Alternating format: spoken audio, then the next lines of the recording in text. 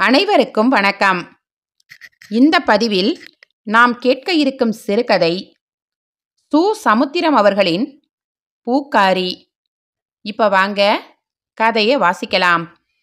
கோமதியின் எதிர்வீட்டுக்காரி கனகம் நைலக்ஸ் புடவையும் ஊதா நிற ஜாக்கெட்டும் அணிந்து கொண்டு கண்ணிற்கு மை தீட்டி முகத்திற்கு நிதானமாக பவுடர் போட்டுக் கொண்டிருந்தாள்.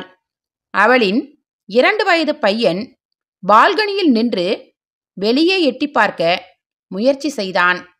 சுவர் அவனுக்கு எட்டாமல் இருந்ததால் எம்பி எம்பி குதித்து கொண்டிருந்தான்.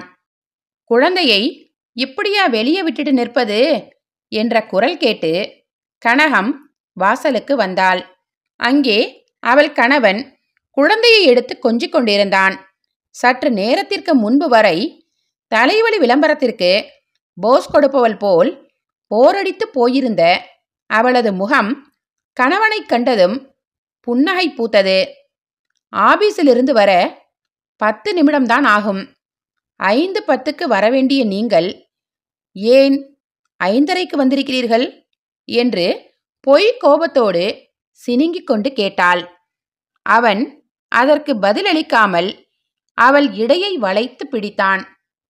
சரி சரி, யாராவது பார்க்க போகிறார்கள் என்று சொல்லிக்கொண்டு கோமதி தங்களை பார்க்கிறாளா என்று நோட்டம் விட்டாள். அவள் நினைத்தபடியே கோமதி பார்த்து கொண்டு நின்றிருந்தாள். அவன் இடையை பிடிக்கும்போது அவள் போய்விட்டாள். கனகத்திற்கு பரம திருப்தி. இன்னும் இடையை விடாத கணவனை பார்த்து விடுங்க, அவள் பார்க்கிறாள் என்று கூறியபடி எங்கே எடுத்து விடுவானோ என்று பயந்து போய் அவன் கையின் மேல் தன் கரத்தை வைத்துக்கொண்டு எவரும் பார்க்காத வீட்டிற்குள் கணவனை இழுத்து கொண்டு சென்றாள்.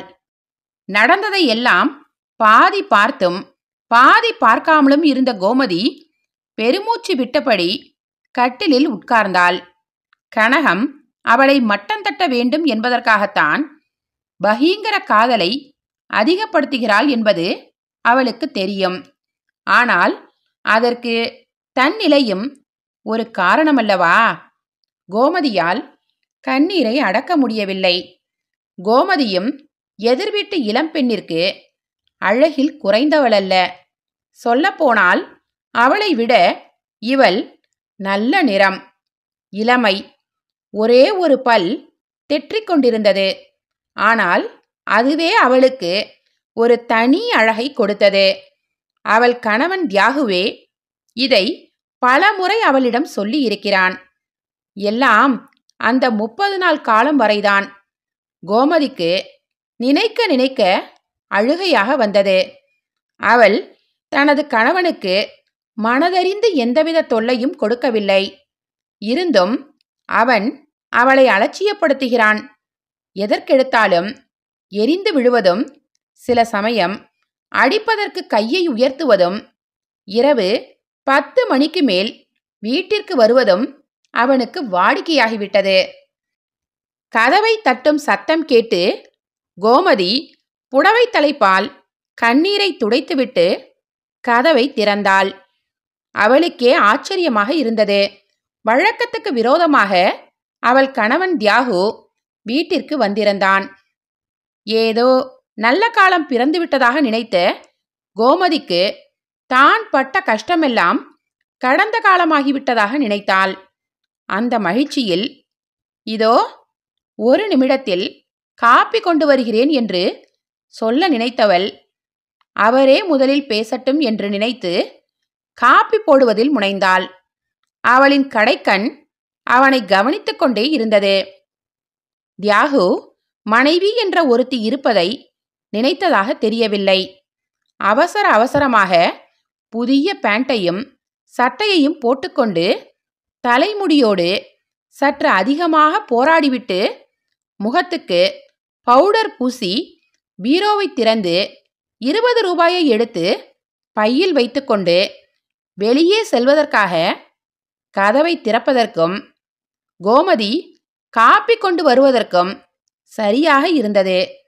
அவன் அவசரமாக வந்த வேகத்திலேயே வெளியேறுவதை பார்த்த கோமதியால் அழுகையை அடக்க முடியவில்லை. வந்ததும் வராததுமாக எங்கே போகிறீர்கள்? தியாகு விஸ்வாமித்திரனானான். போகும்போதே கேட்டுவிட்டாயா? தர்த்திரம், போகிற காரியம் உருப்பட்டால்தான் என்றான். அலட்சியம் கலந்த கோபத்துடன் 10 நிமிடம் தாமதமாய் வந்ததற்காக கணவனை கடிந்து கொண்ட எதிர்வீட்டுக்காரியின் நினைவு கோமதிக்கு வந்தது. விளக்கின் வெப்பத்தை தாங்க முடியாமலும் அதே நேரத்தில் அதை விட்டு அகல முடியாமலும் தவிக்கும் விட்டில் பூச்சியைப் போல் கோமதி தவித்தாள். சோகத்தை தைரியமாக மாற்றிக்கொண்டு, இப்படிப்பட்டவர்கள் ஏன் கல்யாணம் செய்து கொள்ள வேண்டும்?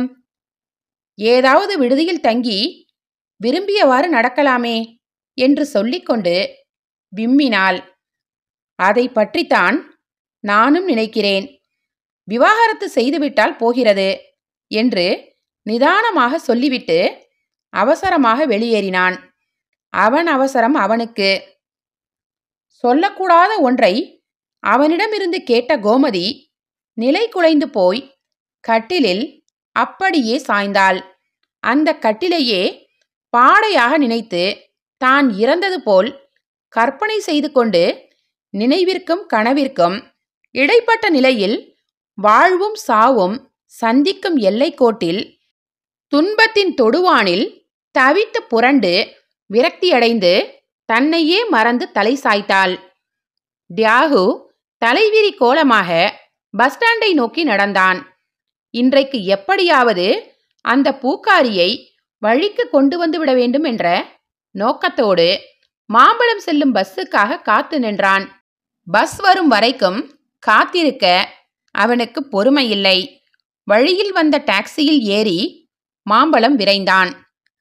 தியாகுவிற்கும் கோமதிக்கும் திருமணம் நடந்து 1 வருடமாகிறது. கிராஜுவேட் மனைவி கிடைப்பாள் என்று நினைத்த தியாகு பெற்றோரின் வற்புறுத்தலால் 8வது படித்த கோமதியை மணம் செய்ததில் ஓரளவு வருத்தம் இருந்தாலும் அந்த குறை தொடக்க கால இல்லறத்தில் தெரியவில்லை. ஆபீசர் வேலையில் எந்தவிதமான கெட்ட பழக்கமும் இல்லாத கணவன் கிடைத்ததில் கோமதி மகிழ்ந்து போனாள். ஆனால் அந்த மகிழ்ச்சி நீடிக்கவில்லை. திடீரென்று தியாகுவிற்கு அவள் மேல் வெறுப்பு வந்துவிட்டது. தனது வேகத்திற்கு ஈடு கொடுக்க முடியாத, தன்னுடைய கலை திறன்களை புரிந்து கொள்ளும் அறிவில்லாத, தன் சுகத்துக்கங்களை பகிர்ந்து கொள்ளும் பக்குவமில்லாத ஒரு ஜடத்தை மணந்துவிட்டதாக தியாகு நினைத்தான். திருமணத்திற்கு முன்பு தனக்கு வரப்போகிறவள் அப்படி இருக்க வேண்டும், இப்படி இருக்க வேண்டும் என்று கற்பனை செய்த தியாகுவிற்கு வந்தவள் அந்த கற்பனையில் 1/4 பங்கு கூட இல்லை என்று எண்ணியதும் அவனுக்கு வாழ்க்கையே பிரச்சனையாகியது. அதன் எதிரொலியாக அலுவலகம் விட்டதும் நேராக வீட்டுக்கு வராமல் கண்டபடி சுத்துவது அவனுக்கு வழக்கமாகிவிட்டது. பரிவு உணர்ச்சியோ பாசமோ இல்லாதவள் மனைவியாக கிடைத்துவிட்டாள் என்ற நினைவில் எழுந்த சுய இரக்க உணர்வில் அவதிப்பட்ட அவன் இன்றைக்கு ஒரு முக்கியமான காரியத்திற்கு போவதால் டிப்டாப்பாக இருக்க வேண்டும் என்பதற்காக ஆடைகளை மாற்றுவதற்காக வீட்டிற்கு சென்றான். டாக்ஸி மாம்பழம் சென்றதும் பஸ் ஸ்டாண்டிற்குள் சற்று தொலைவில் இறங்கி 5 நிமிடம் அங்குமிங்குமாக சுற்றிவிட்டு பஸ் நிலையத்திற்கு வந்தான். அங்கு தன்னந்தனியாக பூக்கட்டி கொண்டிருந்த இளம் பெண்ணை வேகத்தோடு பார்த்தான். இப்படி ஒரு பெண் இங்கே இருக்கிறாள் என்பது நேற்றுதான் அவனுக்கு தெரியும். வழக்கமான ஊர் சுற்றும் வேளையில் நேற்று அவளை சந்தித்தான். அவள் பார்வை என்னவோ போல் இருந்ததால் இன்று வந்துவிட்டான். அவளுக்கு 18-19 வயது இருக்கும். தலையில் போதிய எண்ணெய் இல்லாததால் அவளின் கேசம் முன்னெற்றியை வருடிக் கொண்டிருந்தது. அதுவே அவளுக்கு தனி அழகை கொடுத்தது. செழிப்பான ஆமணக்கு செடியை போன்ற தேகம் வறுமையில் வாடிய அதே நேரத்தில் வைரம் பாய்ந்த கண்களும் வாயில் புடவையும் ஸ்டைல் இல்லாத ஜாக்கெட்டும் அணிந்திருந்த அவள் ஆடி ஆடி பூத்தொடுக்கும் போது அழகு அவயங்கள் அத்தனையும் ஆடுவது அழகே உருவெடுத்து பிறகு அதுவே ஆடுவது போல் தோன்றியது. குறைந்த பட்சம் தியாகுவுக்கு அப்படி காட்சியளித்தாள். அவளின் கண்கள் அங்குமிங்குமாக ஊஞ்சல் போல் ஆடின. வறுமையையே பெருமையாக கருதுபவள் போல் ஒருவித அலட்சிய ஆனால் அகம்பாவமில்லாத பார்வை. நேரம் இருட்டை நெருங்கிக் கொண்டே வந்தது. பஸ்ஸுக்காக காத்திருப்பவன் போல் பாவலா செய்து கொண்டே தியாகு அவளை நோட்டம் விட்டான். ஏன் இப்படி ஒரேடியாக நிற்கிறான் என்று எவரும் சந்தேகப்படாமல் இருக்க வேண்டும் என்பதற்காக இடம் கிடைக்காது என்று தெளிவாக தெரியும் பஸ்களில் ஏற முயற்சி செய்வான். பஸ் கிடைக்காமல் தவிப்பவன் போல் சேச்ச இந்த பஸ்ஸுகளே மோசம் என்று அவள் காது கேட்கும்படி முணங்கினான். அவளும் ஒருவிதமாக பார்த்து சூழ் கொட்டினாள். ஆயிற்று. பஸ்ஸுகளும் ஆட்களும் நகர்ந்தபடி இருந்தன. இப்போது ஆள் அரவம் இல்லை. அவள் மட்டும் தனியாக இருந்தாள். பூக்கடைகளை எடுத்து வைத்துவிட்டு புறப்படுவதற்கோ படுப்பதற்கோ தயார் செய்பவள் போல் ஆயத்த வேலைகளில் ஈடுபட்டாள். தியாகு அவளை நெருங்கினான். கால்கள் தாமாக நடுங்கின. வியர்த்து கொட்டியது. எப்படி பேசுவது என்று அவனுக்கு புரியவில்லை. எப்படி பேச்சை தொடங்குவது என்று அவன் தடுமாறிக் கொண்டிருக்கையில், என்ன சாமி, பூ வேணுமா என்று அவளே கேட்டாள், குறும்பு தவழும் கண்களுடன். ஆமாம், வேணும். எத்தனை முழம் சாமி? 3 முழம். உன் வீட்டுக்காரி கொடுத்து வச்சவங்க. எந்த ஆம்பளையும் பொண்டாட்டிக்கு 3 முழம் வாங்கினத இந்த நல்லம்மா பார்த்ததில்ல. நல்லம்மாவின் இந்த பேச்சை கேட்டதும் தியாகுவின் மனசாட்சி உறுத்தியது. எப்படியோ சமாளித்து கொண்டு, எனக்கு இன்னும் கல்யாணமே ஆகல என்று சொல்லி முழு பூசணிக்காயை சோற்றுக்குள் மறைக்க முயற்சி செய்தான். அப்படின்னா பூ யாருக்கு? அவள் கேட்டாள். சாமிக்கு. கோயில் பக்கம் தலையே வைக்காத தியாகுவிற்கு தன் காதுகளையே நம்ப முடியவில்லை. தான் பேசியதை தானே கேட்டதும் இவ்வளவு தூரம் பொய் பேச தனக்கு சக்தி இருக்கிறது என்பதை அறிந்ததும் அவனுக்கு பெருமை பிடிபடவில்லை. நல்லம்மா பூவை அளந்தாள். பூ மென்மையா அவள் கரம் மென்மையா என்ற ஆராய்ச்சியில் தியாகு ஈடுபட்டான். நல்லா பார்த்துக்க சாமி, 3 முழம் என்று சொல்லி பூவை அவனிடம் கொடுத்தாள். கரங்கள் உரசின. கண்கள் கிறங்கின. உன் கையால் எதை கொடுத்தாலும் நான் வாங்கிக் கொள்வேன். அடி கொடுத்தால் கூடவா?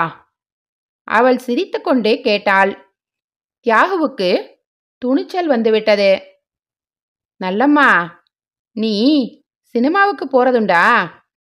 தன் பெயரை உச்சரித்ததும் அவளுக்கு மகிழ்ச்சியாகிவிட்டது. இந்த பொறுக்கி பசங்க நல்லம்மா நல்லம்மா என்பாங்க. இந்த ஆளு எவ்வளவு அழகா உச்சரிக்கான், நல்லம்மா. அவன் கேள்வியின் அர்த்தத்தை புரிந்து கொண்டு, நான் அனாத, வயசு பொண்ணு, சினிமாலாம் கட்டுப்படியாகாது என்றாள். அப்படின்னா ஏன் கூட வர்றியா? சொன்ன பிறகு ஏன் சொன்னோம் என்று நினைத்து அவள் திட்டப்போகிறாள் என்று பயந்து கொண்டிருந்தான் தியாகு. மாறாக அவள் நாணத்தால் தலை கவிழ்ந்து மெல்ல அவனை நோக்கி, நாளைக்கு போவோமா என்றாள். தியாகுவிற்கு உலகம் அனைத்தும் தன்னை மதிப்பது போலவும் நல்லம்மாவிற்கும் தனக்கும் பூர்வ ஜென்ம தொடர்பு இருப்பது போலவும் நினைத்தான். தெருவை சுற்றி வருகிற அவள் முகம் கருத்து விட்டது. சீக்கிரம் போயிடுங்க, அதோ பொறுக்கி பசங்க சந்தேகத்தோட பார்த்துட்டு வர்றாங்க, போங்க என்றாள். போக மாட்டேன், உன்னை காப்பாற்றி விட்டு தான் போவேன். ஐயோ, அவங்க பொல்லாதவங்க. முதல்ல கையை வச்சுட்டு தான் பேசுவாங்க. அதோ பஸ் வருது, அதில் போங்க. ஓங்கதி எனக்கு இதெல்லாம் சகஜம். எப்படியும் நான் டெய்லி அவங்க கண்ணுல முழிச்சுதானே ஆகணும். பழகி போச்சு. நீங்க போயிடுங்க. நல்லம்மா அழாத குறையாக கெஞ்சினாள். சிறிது தயங்கிய தியாகு நிற்கலாமா வேண்டாமா என்பது போல் தயங்கி தயங்கி வந்து கொண்டிருந்த பஸ்ஸில் ஏறினான். அப்படி ஏறும்போது கண்டக்டர் விசில் அடிப்பதற்காக விசிலை வாயில் வைத்திருந்தார். தியாகு அதில் மோத விசில் கண்டக்டர் உதட்டில் மோத தியாகுவிற்கு நெற்றி வீங்கிவிட்டது. கண்டக்டர் 3 நாளைக்கு விசிலே அடிக்க முடியாதபடி உதடு வீங்கிவிட்டது. கண்டக்டர் தமக்கே உரிய பாணியில் திட்டியதையும் பொருட்படுத்தாமல் தியாகு சேத்துப்பட்டில் இறங்கி வீட்டை நோக்கி விரைந்தான். கையில் இருந்த 3 முழ பூவை அருவருப்பாக நோக்கினான். கோமதிக்கு தேவை 3 முழ கயிறுதானே அன்றி பூவல்ல. அந்த அசடுக்கு பூ ஒரு கேடா? கையில் இருந்த பூவை நழுவ விட்டான். பின்னால் வந்த அப்பாவி ஒருவர், சார் இந்தாங்க உங்க பூவு, கெட்டியா பிடிச்சுக்கங்க என்று சொல்லி அந்த பூவை கொடுத்துவிட்டு தேங்க்ஸுக்காக காத்து நின்றார். தியாகு முணங்கிக் கொண்டே நடந்தான். அனாதையான அந்த பூக்காரி பொறுக்கிகளிடம் எப்படி அவஸ்தைப்படுகிறாளோ. சிந்தனையில் ஆழ்ந்த தியாகு பூவை எரிய வேண்டுமென்பதை மறந்து வீட்டுக் கதவை தட்டினான். அவன் நெற்றி வீங்கியிருப்பதை பார்த்த கோமதி துடிதுடித்து போனாள். ஐயோ, என்னங்க இது என்று சொல்லிக்கொண்டே அவன் நெற்றியை வருடினாள். தியாகு அவளை ஆச்சரியத்தோடு பார்த்தான். அவனுக்கு காயம் படுவதும் அவள் அதற்காக துடிதுடிப்பதும் இதுதான் முதல் தடவை. இருந்தாலும் வழக்கமான பாணியில், தரித்திரம் பிடிச்ச நீ போகும்போதே கலாட்டா பண்ணியதால் வந்தது என்று வாய் வரை வந்த சொல்லை அடக்கிக் கொண்டு, இப்போ சரியாயிடுத்து என்று எந்திரம் போல் கூறினான். அவன் கையில் இருந்த பூவை கோமதி கவனித்தாள். தனக்காக அவர் பூ வாங்கியிருக்கிறார். எவ்வளவு அன்பிருக்க வேண்டும் அவருக்கு! இவ்வளவுக்கும் சாயங்காலம் ஏதோ ஆபீஸ் காரியமாய் புறப்பட்டவரிடம் சண்டை போட்டாள். இருந்தும் அவர் பூ வாங்கி கொண்டு வந்திருக்கிறார்.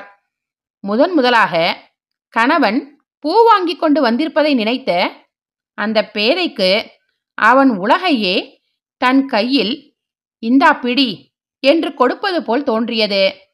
அவன் கரங்கள் இரண்டையும் தூக்கி தன் கண்களில் ஒற்றிக்கொண்டாள். உணர்ச்சி பொங்க, அத்தான் உங்க கையாலே இத தலையில வைங்க. சாயங்காலம் உங்களை புரிஞ்சுக்காம பேசிட்டேன் என்று சொல்லி அவன் மார்பில் தலை சாய்த்தாள். தியாகு துணுக்குற்றான். பிள்ளையார் பிடிக்க போனால் அவனை அறியாமலேயே அவனுக்கு தெளிவு பிறக்கத் தொடங்கியது. புதிய கோமதி ஒருத்தி இருக்கிறாள் என்பதை உணர்ந்த அவன் சிந்தனை பின்னோக்கி சென்றது. பூக்காரி அனாதைதான். ஆனால் கசப்பான அனுபவங்களாலும் தவிர்க்க முடியாத நிகழ்ச்சிகளாலும் துன்பப்பட்டு எதையும் சமாளித்துக் கொள்வாள். ஆனால் கோமதி, இவள்தான். கோமதியையும் பூக்காரியையும் ஒப்பிட்டு நோக்கிய தியாகுவிற்கு ஞானம் பிறந்தது. குரங்காட்டம் போட்ட அவன் மனம் மெல்ல மெல்ல சமநிலைக்கு வந்தது. கோமதியின் உயர்ந்த குணமும் அன்புள்ளமும் அவனுக்கு தெளிவாக புரிந்தது. கதை முடிந்தது. நன்றி, வணக்கம்.